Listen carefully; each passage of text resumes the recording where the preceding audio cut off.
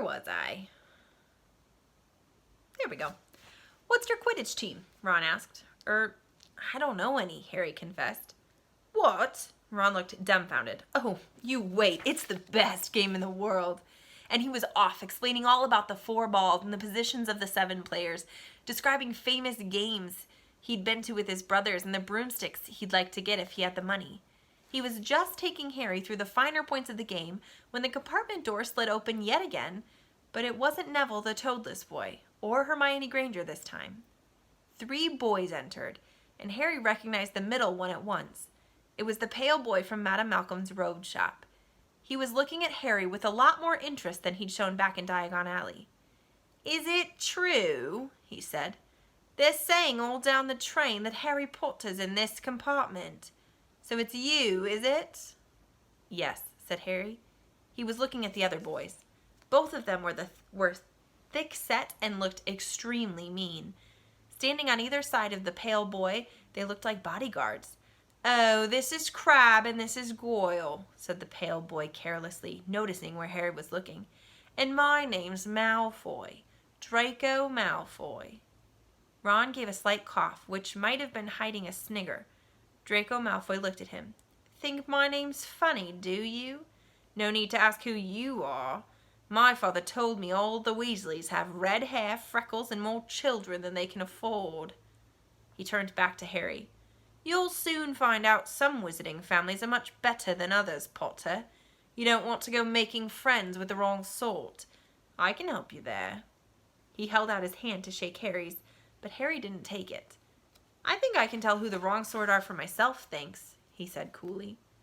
Draco Malfoy didn't go red, but a pink tinge appeared in his pale cheeks.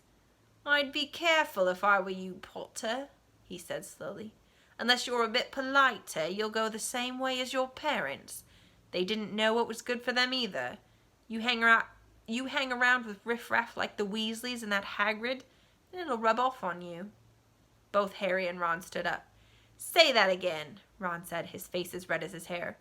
Oh, you're going to fight us, are you? Malfoy sneered. Unless you get out now, said Harry, more bravely than he felt, because Crabbe and Goyle were a lot bigger than him and Ron. But we don't feel like leaving, do we, boys? We've eaten all our food, and you still seem to have some. Goyle reached toward the chocolate frogs next to Ron. Ron leapt forward, but before he'd so much as touched Goyle, Goyle let out a horrible yell. Scabbers the rat was hanging off his finger, sharp little teeth sunk deep into Goyle's knuckle. Crabbe and Malfoy backed away as Goyle swung Scabbers around and around, howling, and when Scabbers finally flew off and hit the window, all 3 of them disappeared at once. Perhaps they thought there were more rats lurking among the sweets, or perhaps they'd heard footsteps because a second later Hermione Granger had come in. What has been going on? She said, looking at the sweets all over the floor and Ron picking up Scabbers by his tail. I think he's been knocked out, Ron said to Harry. He looked closer at Scabbers. No, I don't believe it. He's gone back to sleep. And so he had. You've met Malfoy before? Harry explained about their meeting in Diagon Alley. I've heard of his family, said Ron darkly. They were some of the first to come back to our side after you-know-who disappeared. Said they'd been bewitched. My dad doesn't believe it. He says Malfoy's father didn't need an excuse to go over to the dark side. He turned to Hermione. Can we help you with something? You'd better hurry up and put your robes on. I've just been up to the front to ask the conductor, and he says we're nearly there.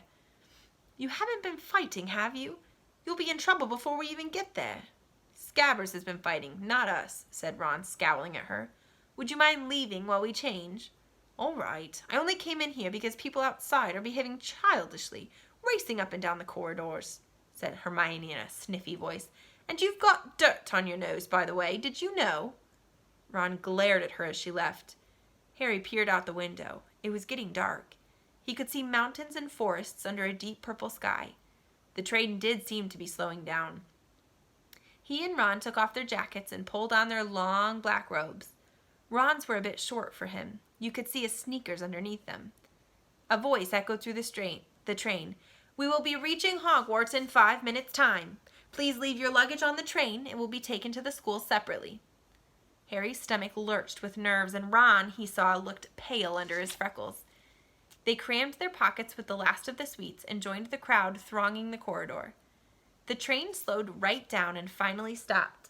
People pushed their way toward the door and out onto a tiny dark platform. Harry shivered in the cold night air. Then a lamp came bobbing over the heads of the students, and Harry heard a familiar voice.